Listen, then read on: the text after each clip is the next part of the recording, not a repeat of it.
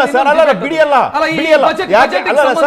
ಅಲ್ಲ sir, it is in budget. ನಾನು ಯಾಕೆ ಹೇಳ್ತಾ ಇದ್ದೀನಿ ಅಂದ್ರೆ, ವಿಕಸಿತ ಭಾರತ್ ಅನ್ನೋದನ್ನ ನಮ್ಮ ಫೈನಾನ್ಸ್ ಮಿನಿಸ್ಟರ್ ಯೂಸ್ ಮಾಡಿದ್ದಾರೆ ವರ್ಡ್ ಅನ್ನ, ನನ್ನ ಸ್ನೇಹಿತರು ಯೂಸ್ ಮಾಡಿದ್ದಾರೆ. ಸರ್, ವಿಕಸಿತ ಭಾರತ್, ಇನ್ಕ್ಲೂಸಿವ್ ಭಾರತ್ ಅಂದ್ರೇನು? ಎಲ್ಲರಿಗೂ ಹೋಗ್ಬೇಕಲ್ಲ. ಈಗ ಸರ್ ಒಂದ್ ನಿಮಿಷ, 1% ಜನರಿಗೆ 40%, 50%, 60% ಈ ದೇಶದ ವೆಲ್ತ್ ಹೋಗುತ್ತೆ ಅಂತಂದ್ರೆ, ಅವ್ರು 3, 4, 5, 6, 7, 8 ಸಿಟಿಸನ್ಶಿಪ್ ನ ಜೇಬಲ್ ಇಟ್ಕೊಂಡು ತಿರುಗಾಡ್ತಾ ಇದ್ದಾರೆ ಅಂತಂದ್ರೆ, ಈ ದೇಶದಲ್ಲಿ ಅವ್ರು ಉಡುವಳಿಕೆ ಮಾಡ್ಕೊಂಡಿರ್ತಾರೆ ಅನ್ನೋದು ಏನ್ ಗ್ಯಾರಂಟಿ? ಇವತ್ತು ಈ ದೇಶ ಬಿಟ್ಟು ಹೋಗಿರೋರು ಎಷ್ಟು ಜನ ಇದ್ದಾರೆ? ಕೆಪೆಕ್ಸ್ ಅಲ್ಲಿ ಹಣ ಇನ್ಕ್ರೀಸ್ ಮಾಡಿದ್ರಲ್ಲ, ಅದ್ರ ಬಗ್ಗೆ ಹೇಳಿ ಸರ್. ಒಂದ್ ನಿಮಿಷ, ನಾವು ಒನ್ ಬೈ ಒನ್ ಬರ್ತಾ ಇದ್ದೇನೆ. ನಾನು ಹೇಳ್ಬಿಡ್ತೀನಿ. ಈಗ ಮ್ಯಾನುಫ್ಯಾಕ್ಚರಿಂಗ್ ವಿಚಾರದಲ್ಲಿ ಅವ್ರು ಹೇಳ್ತಾ ಇದ್ರು, ಮ್ಯಾನುಫ್ಯಾಕ್ಚರಿಂಗ್ ಅಲ್ಲಿ 2014 ಬಜೆಟ್ ತಾವು ತೆಗೆದು ನೋಡಿದ್ರೆ, ನಿರ್ಮಲಾ ಸೀತಾರಾಮನ್ ಅವ್ರು ಏನ್ ಹೇಳಿದ್ರು ಅಂತಂದ್ರೆ, 25% GDPಗೆ ಮ್ಯಾನುಫ್ಯಾಕ್ಚರಿಂಗ್ ಗ್ರೋ ಮಾಡೋದು ನಮ್ಮ ಉದ್ದೇಶ. 2014ರಲ್ಲಿ ನಾನು ಅದಕ್ಕೆ ಈ ಬಜೆಟ್ ಅನ್ನು ಸೀರಿಯಸ್ ಆಗಿ ಕನ್ಸಿಡರ್ ಮಾಡ್ತಾ ಇಲ್ಲ. ಯಾಕಂದ್ರೆ ಹೇಳಿದ್ದು ಯಾವುದನ್ನು ಮಾಡಲ್ಲ ಅವರು. 25% GDPಗೆ ಮ್ಯಾನುಫ್ಯಾಕ್ಚರಿಂಗ್ ಇಂಡಸ್ಟ್ರಿ ಕಾಂಟ್ರಿಬ್ಯೂಟ್ ಮಾಡುತ್ತೆ ಅಂತ. ಇವತ್ತು 15 to 16% ಕಾಂಟ್ರಿಬ್ಯೂಟ್ ಮಾಡ್ತಾ ಇದೆ, ಒಪ್ಕೊಳ್ಳೋಣ ಅದನ್ನ. I am not telling no. But ನಾನು ಹೇಳ್ತಾ ಇರೋದು, ವಿಯಟ್ನಾಂ, ಬಾಂಗ್ಲಾದೇಶ್ಗಿಂತ ಹಿಂದೆ ಉಳಿದಿದ್ದೀವಿ ನಾವು ಮ್ಯಾನುಫ್ಯಾಕ್ಚರಿಂಗ್ ಒಳಗೆ. ವಿಶ್ವಗುರು ಅವರ ಏನಂತೀವಿ ಬುದ್ಧಿವಂತಿಕೆ ಎಲ್ಲೋಯ್ತು ಅನ್ನೋದು ಪ್ರಶ್ನೆ ಇಲ್ಲಿ. ಇನ್ನೊಂದು, ಇದು ಇನ್ಕಮ್ ಟ್ಯಾಕ್ಸ್ ಬಗ್ಗೆ ಮಾತಾಡಿದ್ರು. 2ರಿಂದ ಯಾವ ದೇಶದೊಳಗೆ 12 ಲಕ್ಷಕ್ಕೆ ಮಾಡಿದೆ ಅಂತ. ಸರ್, ಫಾರ್ ಯುವರ್ ಇನ್ಫಾರ್ಮೇಶನ್, ನಮ್ಮ ದೇಶದ ಸಾಲ ಎಷ್ಟಾಗಿದೆ? 53 ಲಕ್ಷ ಕೋಟಿ ಇದ್ದಿದ್ದು 200 ಲಕ್ಷ. ಇವತ್ತು ಐ ಹ್ಯಾವ್ ನಾಟ್ ಸೇನ್, ಇವತ್ತಿನ ನೋಡಿಲ್ಲ ನಾನು 2025-26 ಬಜೆಟ್ 196 ಲಕ್ಷ ಕೋಟಿ ಅಲ್ಲ ಸರ್, 198 lakh crore. ಇದನ್ನು ನಾನು ನೋಡ್ಲಿಲ್ಲ, ನಾನು ಬರ್ಬೇಕಾದ್ರೆ ನೋಡ್ಲಿಲ್ಲ.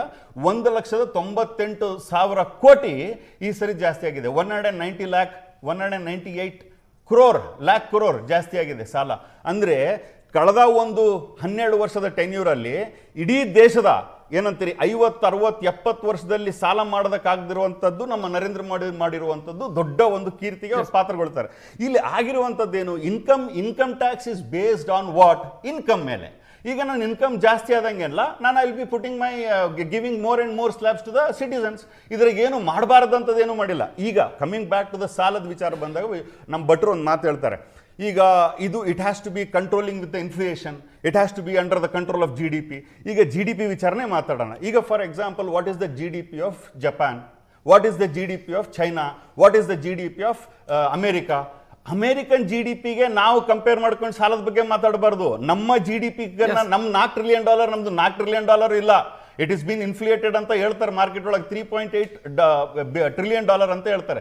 ನಾವು ಸಾಲ ಎಷ್ಟು ಮಾಡಿದೀವಿ? 50. That is from the central. 50% ನಾವು ಸಾಲ ಮಾಡ್ತಾ ಇದ್ದೀವಿ. ಇನ್ಕ್ಲೂಡಿಂಗ್ ಸ್ಟೇಟ್ನ ಮಾಡ್ಕೊಂಡ್ರೆ 80%ಗೆ ಹೋಗ್ತೀವಿ. ಅಂದ್ರೆ ನಮ್ಮ $4 trillion ನಮ್ದು ಎಕಾನಮಿ ಇದ್ರೆ ಸರಿ ಸುಮಾರು 7 ಅಂದ್ರೆ 3.7 ನಾವು ಸಾಲದಾಗೆ ಇದೀವಿ. ನಾವು ಸಾಲಕ್ಕೆ ಮರುಪಾವತಿ ಎಷ್ಟಿದೆ ಗೊತ್ತಾ? ನಿಮ್ಗೆ ಹೇಳಿದ್ರೆ ನಗ್ತೀರಿ ನೀವು. What is the interest that we are paying? 23%. ಅಂದ್ರೆ 9% ಅದರ್ಸ್ ಅಂತ ಕೊಡ್ತಾರೆ. ಬಹಳ ಬುದ್ಧಿವಂತಿಕೆಯಿಂದ ಸಾಲದ ಬಗ್ಗೆ ಸುದೀರ್ಘವಾಗಿ ಹುಸೇನ್ ಅವರನ್ನ ಇನ್ಕ್ಲೂಡ್ ಮಾಡ್ತೀನಿ. ಹುಸೇನ್ ಅವರೇ ಪ್ರತಿಕ್ರಿಯೆ ಏನ್ ಕೊಡ್ತೀರಿ? ಬಜೆಟ್ ನೋಡಿದ್ರಿ ತಾವು, ಏನ್ ಪ್ರತಿಕ್ರಿಯೆ ತಮ್ಮದು? ಸರಿ, ಸುಮಾರು ಒಂದು 30-40 ವರ್ಷದಿಂದ ಬಡ್ಜೆಟ್ ನೋಡ್ಕೊಂಡು ಬರ್ತಾ ಇದ್ದೀನಿ. ನಮ್ಮ ದೇಶದ ಬಡ್ಜೆಟ್ ಅನ್ನೋದೇ ನಮ್ಗೆ ಇಷ್ಟವರೆಗೂ ಅರ್ಥ ಆಗಿಲ್ಲ. Actually budget is nothing but a financial document. Financial document ಅಂತ ಹೇಳಿದರೆ ಯಾವ ಸೆಕ್ಟರ್ ಯಾವ ಥರ ಕೆಲಸ ಮಾಡಿದೆ, whether it has gone down or come up. Gone down means ಅದಕ್ಕೆ ಏನು ಬೇಕು ಅನ್ನೋದು ಮಾಡಬೇಕು. ನಮ್ಮ ಬಡ್ಜೆಟ್ನಲ್ಲಿ ಅದಕ್ಕೆ ಆನ್ಸರೇ ಇರಲ್ಲ. Whether you welcome or not welcome, you have to follow. ನಮ್ಮ ಪ್ರಕಾರ ಯಾರು ವೆಲ್ಕಮ್ ಮಾಡ್ತಾರೆ, ಯಾರು ಬಿಡ್ತಾರೆ, ಅದು ಬೇರೆ ವಿಷಯ. But we have to go along with whatever being decided and declared in the parliament. ಇವತ್ತಿನ ಅಬ್ಸರ್ವೇಷನ್ ಏನು ನಿಮ್ಮದು? ಇವತ್ತಿನ ನೋಡಿ, ಪರ್ಸನಲ್ ಆಗಿ ಒಂದು ಪ್ರೀ ಬಡ್ಜೆಟ್ ಮೀಟಿಂಗ್ ಕಾಲ್ ಮಾಡಿದ್ದಾರೆ ಡೆಲ್ಲಿನಲ್ಲಿ. ನಾನು ಸಹಿತ ಕಾಶ್ಯಪರವಾಗಿ ಹೋಗಿದ್ದೀನಿ ಅಲ್ಲಿಗೆ.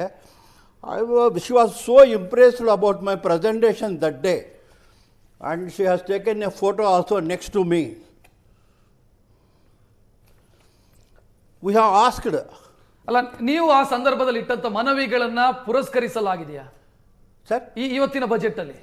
ಏನಿಲ್ಲ, zero representation whatever I have given. She said well presented but nothing is appeared in the budget today. But ಅವರು ಹೇಳ್ತಿದ್ದಾರೆ ಮ್ಯಾನುಫ್ಯಾಕ್ಚರಿಂಗು SMEನಲ್ಲಿ ತುಂಬ ಬೇಕಾಗಿರೋದು, that itself will create the job. Yes, because we take the man ಹೆಬ್ಬೆಟ್ಟು ಗಿರಾಕಿರಿಂದ ಇಂಜಿನಿಯರ್ವರೆಗೂ ನಾವು employee ಮಾಡ್ತೀವಿ SMEನಲ್ಲಿ, manufacturing ಸೆಕ್ಟರ್ನಲ್ಲಿ.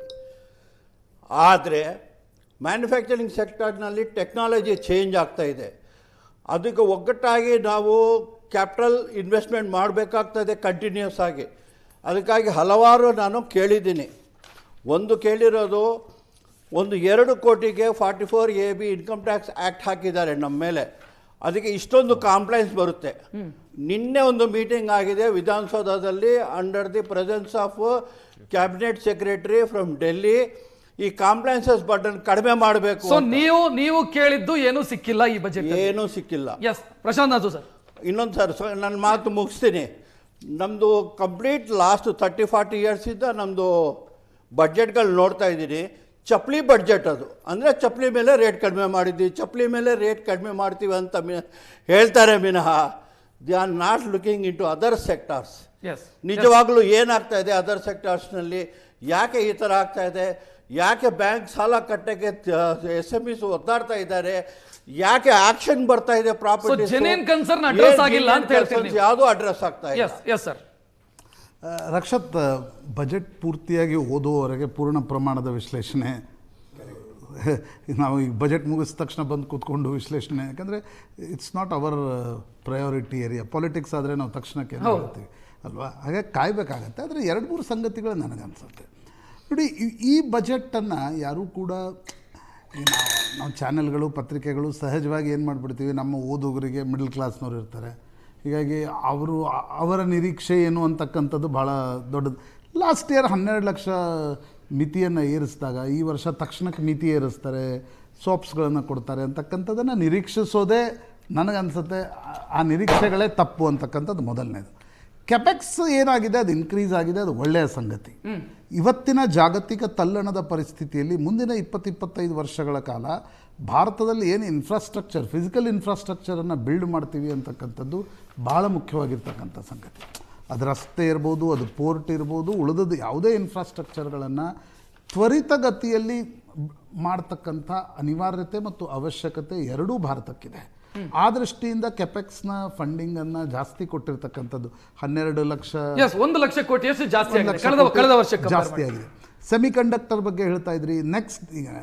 Next ಇರ್ತಕ್ಕಂಥ ನೋಡಿ, ನನಗನ್ಸುತ್ತೆ ಜಾಗತಿಕವಾಗಿ ನೆಕ್ಸ್ಟ್ ಇರ್ತಕ್ಕಂಥ ಫೈಟಲ್ಲಿ, ಜಾಗತಿಕ ಪೈಪೋಟಿಯಲ್ಲಿ ಒಂದು ತೈಲ, ಇನ್ನೊಂದು ಚಿಪ್ಪು, ಈಗ ಗೋಲ್ಡ್ ಏನೋ ಒಂದು ವಿಚಿತ್ರ ರೀತಿಯಲ್ಲಿ ಜಾಸ್ತಿ ಆಗ್ತಾ ಇದೆ. ಅದು ಪೈಪೋಟಿಯ ಕಾರಣದಿಂದಲೇ ಆಗ್ತಾ ಇದೆ. ಹೀಗಾಗಿ ಆ ದೃಷ್ಟಿಕೋನದಿಂದ ಸೆಮಿಕಂಡಕ್ಟರ್ ಕ್ಷೇತ್ರ ಇಸ್ ಅ ಫ್ಯೂಚರ್. ಆ ದೃಷ್ಟಿಕೋನದಿಂದ ಸೆಮಿಕಂಡಕ್ಟರ್ ಕ್ಷೇತ್ರಕ್ಕೆ 40,000 ಕೋಟಿ ಕೊಟ್ಟಿದ್ದಾರೆ. That is a welcome step ಅಂತ ನನಗನ್ಸುತ್ತೆ. ನಾನು ರಕ್ಷತ್ ಇಡೀ ಬಜೆಟನ್ನು ಓದಬೇಕು, ಆ ಬಜೆಟ್ನ ಅಧ್ಯಯನ ಕೂಡ ಮಾಡಬೇಕಾಗತ್ತೆ. ನಾನು ಬಜೆಟ್ನಿಂದ ನಿರೀಕ್ಷೆ ಮಾಡಿರ್ತಕ್ಕಂಥದ್ದು ಈ ವರ್ಷದ ಬಜೆಟ್ ಕನ್ಸಾಲ್ಟೇಷನ್ ಬಜೆಟ್ ಆಗಬೇಕು.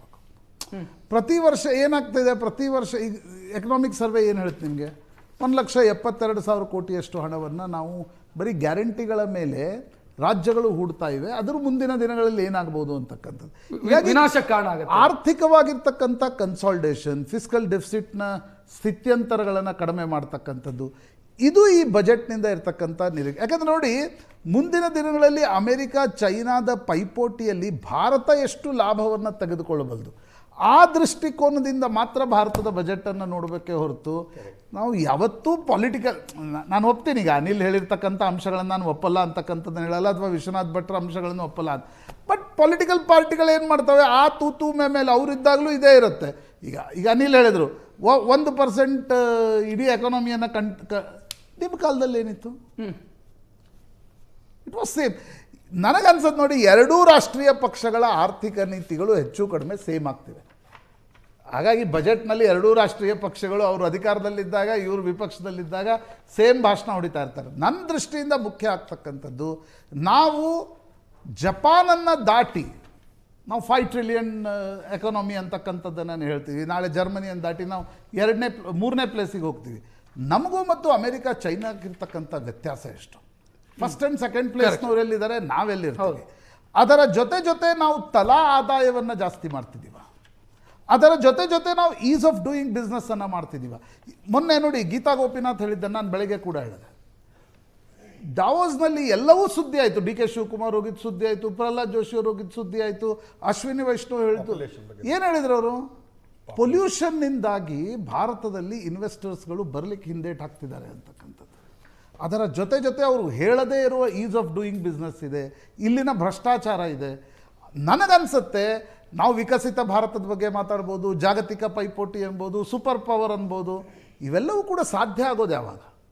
ನಾವು ಇನ್ಫ್ರಾಸ್ಟ್ರಕ್ಚರ್ ಜೊತೆಗೆ, ನಾವು ಮುಂದಿನ ದಿನಗಳಲ್ಲಿ ಈಸ್ ಆಫ್ ಡೂಯಿಂಗ್ ಬಿಸ್ನೆಸ್ ಜೊತೆಗೆ, ನಾವು ಮುಂದಿನ ದಿನಗಳಲ್ಲಿ ಮ್ಯಾನುಫ್ಯಾಕ್ಚರಿಂಗ್ 20 ವರ್ಷದಿಂದ ಕೇಳ್ತಾನೇ ಇದ್ದೀವಿ. ಚೈನಾದ ಮ್ಯಾನುಫ್ಯಾಕ್ಚರಿಂಗ್ ಎಲ್ಲಿದೆ, ಭಾರತದ ಮ್ಯಾನುಫ್ಯಾಕ್ಚರಿಂಗ್ ಎಲ್ಲಿದೆ? ನಾವು ಸರ್ವಿಸ್ ಇಂಡಸ್ಟ್ರಿ ಮೇಲೆ ನಿರ್ಭರವಾಗಿದ್ದೀವಿ. ರಕ್ಷತ್, ಐ ಆಮ್ ಇಂಜಿನಿಯರ್, ಅದಾದಮೇಲೆ ನಾನು ಐ ಆಮ್ ಜರ್ನಲಿಸ್ಟ್. ನನ್ನ ಫ್ರೆಂಡ್ಸ್ ಹೇಳ್ತಾ ಇರೋದು ಮುಂದಿನ ದಿನಗಳಲ್ಲಿ ಆರ್ಟಿಫಿಷಿಯಲ್ ಇಂಟೆಲಿಜೆನ್ಸಿಂದ ಇವತ್ತೇನು ನಾವು ಬೆಂಗಳೂರು ಬಗ್ಗೆ ಹೆಮ್ಮೆ ಪಡ್ತಿದ್ದೀವಲ್ಲ, ಅದನ್ನು ಎಲ್ಲವೂ ಕಳ್ಕೊಳ್ತಕ್ಕಂಥ ಪರಿಸ್ಥಿತಿ ನಿರ್ಮಾಣ ಆಗೋದು. ಕಳೆದ 1 ವರ್ಷದಲ್ಲಿ TCS ಅನ್ನೋ ಒಂದು ಕಂಪ್ನಿ 11,000 ಜನರನ್ನ ಕೆಲಸದಿಂದ ತೆಗೆದುಹಾಕಿದೆ. ಇವರೆಲ್ಲ ಯಾರು? ಇಂಜಿನಿಯರ್ಸ್ಗಳು. ಸೊ ಕನ್ಸರ್ನ್ ಇರ್ತಕ್ಕಂಥದ್ದು ಆ ಕನ್ಸಾಲ್ಟೇಷನ್ ನಾವು ಮಾಡ್ಲಿಕ್ಕೆ ಸಾಧ್ಯ ಆಗತ್ತಾ ಅಂತಕ್ಕಂಥ. ಈ ಪೊಲಿಟಿಕಲ್ ಪಾರ್ಟಿ ಬಂದಾಗಲೂ ಮಾಡಿದ್ದಾರೆ, ಆ ಪೊಲಿಟಿಕಲ್ ಪಾರ್ಟಿ ಬಂದಾಗಲೂ ಮಾಡಿದ್ದಾರೆ, ಅವರು ಫೈಟ್ ನಡೀತಾ ಇರುತ್ತೆ. ಬಟ್ ಓನ್ಲಿ ಬಜೆಟನ್ನು ಆ ಪೊಲಿಟಿಕಲ್ ಪೈಪೋಟಿಯ ಪ್ರಿಸಮ್ನಿಂದ ನೋಡ್ಲಿಕ್ಕೆ ಸಾಧ್ಯ ಆಗಲ್ಲ.